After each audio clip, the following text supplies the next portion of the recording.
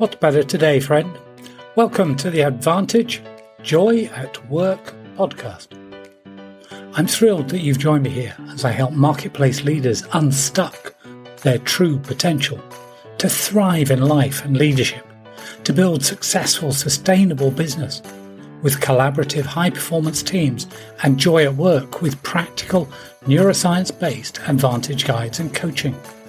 If you need an outside voice with a fresh perspective to challenge and empower you, your team, or business to a new level of performance and engagement, then let's talk now.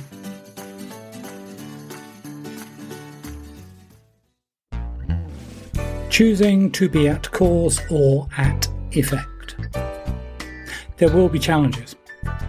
Regardless of your choices in life, you will face adversity, trauma, threats, difficulties, trials and tribulations, such as family or relationship issues, health problems, financial concerns, or workplace stressors. Everybody does. How you respond to those challenges makes all the difference in the world. Where is your locus of control? At cause or at effect? And again, I would recommend you look at the show notes at joyatwork.coach or watch the video version of this podcast. When you choose to be at cause for your life, your focus is on choosing your actions, and this increases your circles of power and influence, expanding them into your circles of concern. You have an internal locus of control. That is, you believe that you have control over external forces in your life. When you are at effect of others or circumstances, your focus is on factors outside your inner circles. And these gain ground, shrinking your circles of power and influence. You have an external locus of control. That is, you believe that external forces beyond your control have control over your life. When you are at effect, you are more likely to experience anxiety, which gives you the illusion of control over others or over external events. Now this bears repeating. When you are anxious or you worry, this gives you the illusion of having control over others or external events. So, congratulations, your anxiety and worry about something beyond your control just reinforced and perpetuated your need to be anxious and to worry. On the other hand, when you choose to be at cause, you are reinforcing your stress resilience. Remember the shortcut and the high road in your brain? You'll notice that I say that you are at effect versus you choose to be at cause. That's because your default is to be at effect. It's not a conscious, thought-through choice. It's unconscious and automatic. Choosing to be at cause is a conscious, considered, deliberate choice that you make. As our brain senses information about any challenge ahead, you'll recall what we learnt in fear, stress, anxiety and depression in your brain. That stimuli from the outside world first take the shortcut, either directly to the amygdala, smells and touch, or via the thalamus to the amygdala, sights and sounds. Or, that is, your brain is already reacting and responding to the threat of the challenge ahead. Meantime, some information takes the high road through the cortex, and your thinking brain can choose to change or reinforce the threat response. Milliseconds after your brain and body have started to react and respond, this is your moment of choice. This is the moment you can choose to be at cause. How does this help me? How do I stop worrying, anxiety and distress? Let me be clear, there isn't a magic pill that does this, no matter what Big Pharma tries to tell you. But we do have access to a simple solution. Before that, though, let's recognize two common enemies we all have in the conscious mind. Two enemies of being at cause. People most often spend much of their time and energy worrying or concerned about the challenges that they cannot control, which cause them to feel anxious or stressed. The first enemy is if only. If only I had the skills, money, strength, power, connections, fortitude, knowledge, faith, I would have... ... If only my parents had... I could have. If only I were a different race, gender, nationality, person, I should have. If only I had studied harder, taken that job, not taken that job, gotten married, not gotten married, had kids, not had kids. If only pines over the past. The second enemy is what if. What if I fail? Succeed? Look stupid. What if frets about the future? The problem of these two enemies is they give you the illusion of control over others or external events.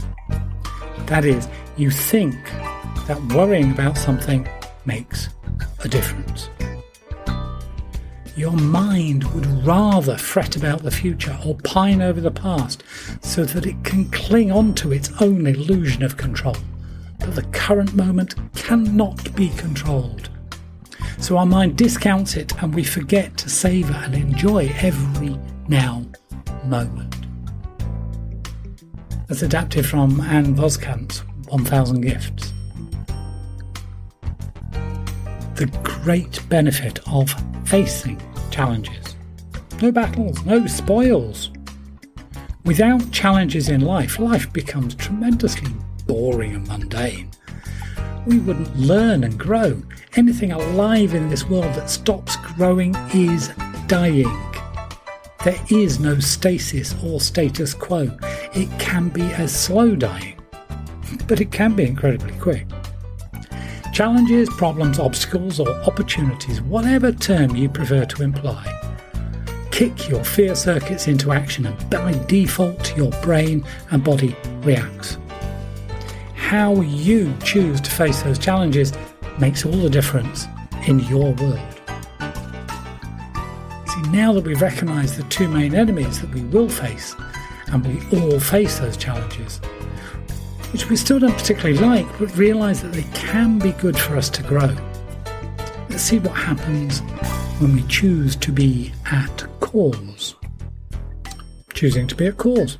Some of the incoming stimuli is directed by your thalamus, your brain's reception desk, along the high road to your cortex, and of particular interest to us here to your prefrontal cortex, or the PFC. Your limbic brain is already reacting to the threat of this challenge, and your body is responding as your sympathetic nervous system, the SNS, signals the production of cortisol and adrenaline. Your heart is beating a little or a lot faster. Your blood pressure rises, your digestive tract is shutting down, sweat glands begin to ooze, and you're taking the time to stop and think. In your mind, you're experimenting with possible solutions that you can do, will do, might be able to do. You're researching your memory banks for previous encounters and similar situations, and your prefrontal cortex makes a decision to test out a possible solution. This is what Carol Dweck calls the growth mindset. If it works, brilliant! Store the success in memory and get ready to party. If it doesn't work, well, okay. Let's try this instead. Rinse, repeat, until you get the optimal solution. Number 1, you've overcome the challenge. Hurrah for you. Well done. Another lesson learned. What's next? Oh yes, party time. Here's another challenge. Or, number 2, you've gotten past this challenge somehow, not brilliant, but good enough. Next time I'll be better equipped for such a challenge by having more X or Y available. Another lesson learnt. What's next? Oh yes, party time. Here's another challenge. Or thirdly, I've tried everything and this challenge is a bit too much. Good job, I am already, number 1, hiding in this corner, 2, running away fast, 3, fighting with every ounce of strength I have. Lesson learnt. What's next? Oh yes, party time. Here's another challenge. For every challenge you face, you have a choice. You can choose to be at cause, or you can allow yourself to remain at effect. It's not that one is better than the other.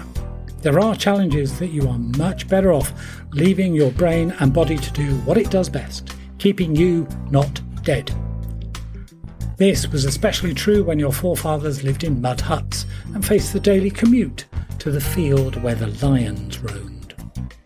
There are, however, other times when your default fear response, stress and anxiety, they're less than helpful, particularly in the modern urban jungle, and the commute on the crowded freeway or train to the workplace with a horrible boss and the unkind colleagues, times when choosing to be at cause would be more profitable for you. How then do we lift performance at work using this knowledge? This is obviously about lifting performance for your bosses, staff and colleagues, because we already know that you are the hardest worker at your organisation. So in the next Advantage Guide post, it's exactly what we're going to look at: how to raise performance and have joy at work.